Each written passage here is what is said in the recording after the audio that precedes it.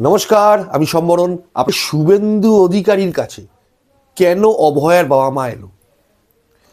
অভয়ার বাবা মা নিজে মুখে স্বীকার করছে যে চার্জশিট, যে অ্যাডিশনাল চার্জশিট দেবে, সেই অ্যাডিশনাল চার্জশিটটা তার আগে দেখবে।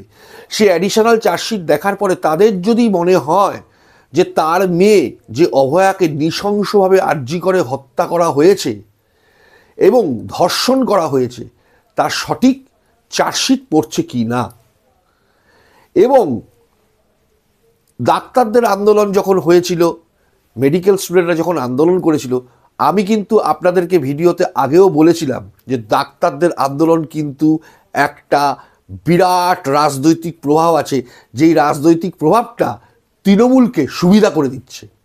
এবং শুধু তাই নয়, প্রেস ক্লাবে বিবৃতি দিয়ে যেখানে বলা হলো, আরবান সমাজ বলল যে এখানে বিজেপি বাদ দিয়ে সবাই এখানে আসতে পারে। বিনীত গোয়েলকে সিদ্ধারা উপহার দেওয়ার দিন আমাদের প্রাক্তন জাস্টিস অভিজিৎ গাঙ্গুলিকে গো ব্যাক স্লোগান দেওয়া হয়েছিল। আমি সেদিন থেকেই বলতে শুরু করেছিলাম, এই আন্দোলন আরবান নকশালপন্থী এবং বামপন্থী এবং যারা এই তৃণমূলের কিছু সংখ্যক চটি চাটা ডাক্তারের মধ্যে আন্দোলনের তাকে ঘিরে রেখে দিয়েছে। যেখানে মানুষের দরবার, মানুষের যে আন্দোলন, সেই আন্দোলনটা যাতে না হয় তার জন্য চেষ্টা করছে। যেই আন্দোলনটা 14ই আগস্ট রাতে হয়েছিল, 14ই আগস্ট রাতে মহিলাদের রাত্রি দখল, রাস্তা দখলকে নিয়ে যেই আন্দোলন হয়েছে, সেই আন্দোলন যে ব্যাপক সাড়া পড়েছিল সারা পশ্চিমবঙ্গ জুড়ে, সারা ভারত জুড়ে এবং সারা বিশ্ব জুড়ে, যেই প্রভাব পড়েছিল, সেই প্রভাবটা যাতে না থাকে তার জন্য টুকরো টুকরো কিছু গ্যাং তৈরি হয়ে গেল। এবং দেখবেন এখনও রাস্তায় অভয়ার বিচার চাই বলে পোস্টার করে সেটে দিয়েছে। এরা কিন্তু, এদের উদ্দেশ্য কিন্তু অভয়ার বিচার চাওয়ানোটা ছিল না, অভয়া যাতে সত্যিকারের বিচার পায় সেটা ছিল না। এদের এদের এদের এদের উদ্দেশ্যটা ছিল কি করে তৃণমূল কংগ্রেস সুপ্রিমো মমতা ব্যানার্জির যে স্বাস্থ্য দপ্তর, পুলিশ দপ্তর এবং আরও যা যা এভিডেন্স আছে সেগুলোকে লোপাট করা যায়। আপনারা তো জানেন প্রচুর এভিডেন্স লোপাট হয়েছে। সিবিআই সঞ্জয় রায়কে যে দোষী সাসপেক্ট করেছে এবং কি তার যে ওখান থেকে ফরেন্সিক যে টেস্ট হয়েছে বা যেখান থেকে এভিডেন্স পেয়েছে, সেখানে তো সঞ্জয় রায় দোষী, এটা তো একদম অস্বীকার করার কোনো জায়গা নেই। এবং তার সাথে একটা মানে বৃহৎ কনসপারেন্সি সিবিআই যে বলেছে, সে কেন বলেছে, কিসের জন্য বলেছে, সেই অ্যাডিশনাল চার্জশিটের জন্য কিন্তু আমরা অপেক্ষা করছি। অভয়ার বাবা মা ডাক্তারদের বলেছিল, হাত জোর করেছি বাবা, তোমরা অনেক করেছো, এবার আন্দোলন থেকে উঠে এসো। লাইভ স্ট্রিমিংয়ের নাম করে নবান্ন যাওয়া, নবান্ন থেকে ফিরে আসা, তৃণমূল কংগ্রেসের সুপ্রিমো ধর্ণা মঞ্চে যাওয়া, তার যে অ্যাসুরেন্স দেওয়া মমতা ব্যানার্জিকে, আপনি আসুন, এখানে কেউ আপনাকে গো ব্যাক স্লোগান দেবে না। কিন্তু অদ্ভুতভাবে অগ্নিমিত্রা পাল যখন বিজেপি পার্টি অফিসে যাচ্ছে, তাকে গো ব্যাক শুনতে হচ্ছে।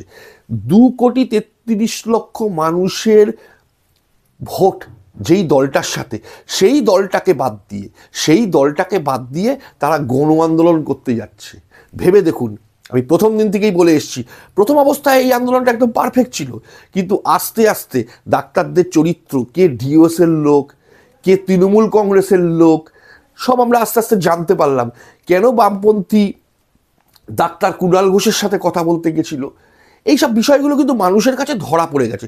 কিন্তু তারা ঘুরিয়ে বলছে, সিপিএম বলছে, তৃণমূল বলছে, এখন আবার তৃণমূল নতুন সেটিং তত্ত্ব চালু করেছে। আগে সিপিএম সেটিং তত্ত্বের কথা বলতো, এখন আবার তৃণমূল সেটিং তত্ত্বের কথা বলছে। কারণ তৃণমূল জানে সিপিএম যত বেশি সেটিং তত্ত্বের কথা বলবে তাতে তৃণমূলের লাভ। এখন তৃণমূল কংগ্রেসও বলছে দিদি মোদি সেটিং।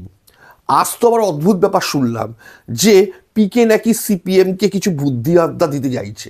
নতুন করে পিকের কনসালটেন্সি এজেন্সি, তারা নাকি সিপিএমকে কিছু বুদ্ধি দেবে। ভাবতে অবাক লাগে না কিরকম? তো সেই জন্যই বলছি, অভয়ার বাবা মা আজকে ডাইরেক্ট শুভেন্দু অধিকারীর কাছে এসছে।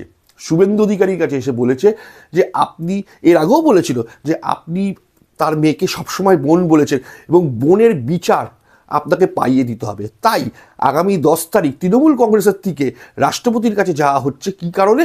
অপরাজিতা বিল পাশের জন্য রাষ্ট্রপতির কাছে দরবার করা হবে। ঠিক সেই দিন রাজ্য বিজেপি রাজ্যপালের অফিসের সামনে ধর্ণা দেবে। কারণ অপরাজিতা বিল তো রাজ্য বিজেপির থেকে কোনো রকম অবজেকশন করা হয়নি। হ্যাঁ, অপরাজিতা বিল আসুক, কিন্তু অপরাজিতা বিল অবশ্যই আসুক, স্বাগতম, কিন্তু তার সাথে নতুন করে একটা অভয়া ঘটনা ঘটে যাবে, তারপরে অপরাজিতা বিল আসবে, সেটা যেন না হয়। নতুন করে যেন অভয়ার ঘটনা না হয়। তো অভয়ার ঘটনা যেন না হয়, এবং অভয়ার বাবা মা বারবার এটা বলছে যে আপনাদের কাছে আমার বিনীত অনুরোধ, আপনারাই পারেন এই আন্দোলনটাকে সঠিকভাবে এগিয়ে নিয়ে যেতে। তাহলে যারা আজকে বড় বড় কথা বলছিল অভয়ার বাবা মা কেন বিজেপির উপর ডিপেন্ডেবল হচ্ছে, কেন শুভেন্দু অধিকারীর কাছে ডিপেন্ডেবল হচ্ছে, প্রথম দিন থেকে অভয়ার ব্যাপারে যদি সত্যিকারের কেউ আন্দোলন করে থাকে, সেই নবান্ন অভিযান থেকে শুরু করে বধ দেখা থেকে শুরু করে, ইস্যু ঠিক ছিল। দফা এক, দাবি এক, মুখ্যমন্ত্রীর পদত্যাগ এবং অভয়ার বিচার চাই। কিন্তু এই দাবিটাকে ঘুরিয়ে দিয়ে আমরা ওরা করে, আমরাও যাব, ওরা যাবে না, ওরা যাবে, আমরা যাব না, এই মানুষের আন্দোলনটাকে ভেতরে ধ্বংস করে দিতে চেয়েছিল বামপন্থীরা। কিন্তু অদ্ভুত ব্যাপার, সব কিছু দেখার পরে অভয়ার বাবা মা আজকে রাত্রিবেলায় ঘুমাতে পারছে না। তারা কিন্তু বলতে বাধ্য হচ্ছে শুভেন্দু অধিকারীর কাছে, আপনারা আগে দেখুন, আমরা অ্যাডিশনাল চার্জশিট দেখব, অ্যাডিশনাল চার্জশিটে যদি সঠিক কিছু দেখতে না পাই তাহলে আমরা আন্দোলনে নামবো, আর আপনাদের সাথে আমরা সবাই আছি। যখন বলা হয়েছিল, শুভেন্দু অধিকারী বলেছিল পতাকা ছাড়া অভয়ার বিচারের জন্য আন্দোলন হোক। নবান্ন অভিযান হয়েছিল যখন স্টুডেন্টরা দেখেছিল, তখন সারা পশ্চিমবঙ্গের মানুষ নবান্নর দিকে গেছিল, তখন কিন্তু বামপন্থীরা যেতে চায়নি। কারণ কেন যেতে চায়নি? এই আন্দোলন তাদের নাম হবে না, রেভিনিউ হবে বিজেপির। এই চিরকাল লাভ লোকসানের রাজনীতি করে আসা বামপন্থীরা আজকে কিন্তু অভয়ার বাবা মা বামপন্থীদের কাছে যায়নি, ওই ধর্ণামঞ্চও যায়নি। তার বাড়ির সামনে ধর্ণামঞ্চ করে পুজোর সময় 7 দিন বসেছিল। আজকে তারা শুভেন্দু অধিকারীর কাছে গেছে, এবং শুভেন্দু অধিকারী কথা দিয়েছে আগামী 10 তারিখের পর থেকে পশ্চিমবঙ্গব্যাপী অভয়ার বিচারের জন্য লাগাতার আন্দোলন হবে। এই আন্দোলন থামবার না, এবং অভয়াকে আমরা ভুলে যেতে দেব না। নমস্কার, সবাই ভালো থাকবেন।